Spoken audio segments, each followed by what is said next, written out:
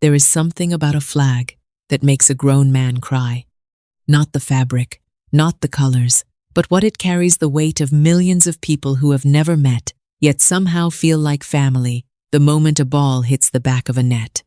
Psychology suggests that when we watch our national team play, something quiet shifts inside us. We don't just watch, we become. The player's heartbeat feels like our own.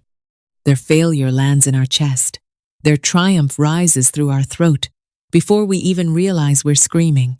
This is what researchers call identity fusion, the dissolving of the boundary between self and group.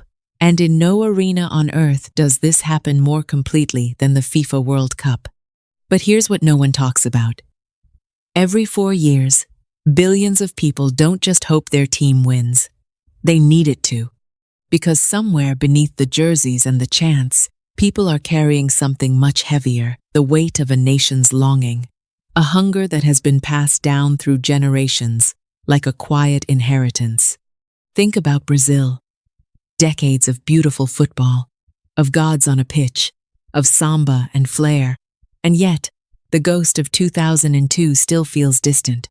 Think about Argentina and the years they spent living in the shadow of one man's genius, wondering if the trophy would ever come before it was too late.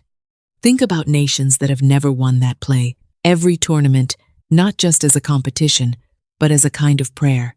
The brain, when it hopes deeply enough, begins to blur the line between memory and prophecy. We remember wins that haven't happened yet. We feel futures that may never come.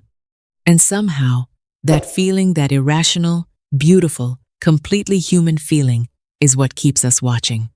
So who will win? The honest answer is that no one truly knows. But what we do know is this.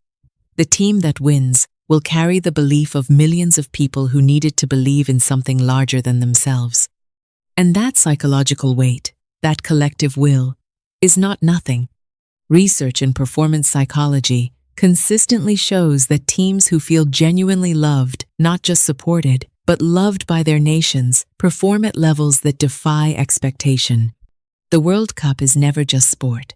It is the largest stage on which humanity performs its oldest ritual, the search for belonging, for pride, for proof that where you come from matters. And maybe that's why it breaks us open every time. Because when the final whistle blows and one nation lifts that golden trophy into the night sky, what they're really lifting is the quiet faith of every person who ever believed, even when believing felt foolish.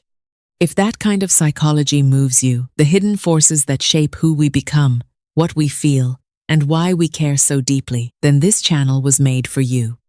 Subscribe to PsychHive, and every week we'll explore the quiet truths behind the most human parts of being alive.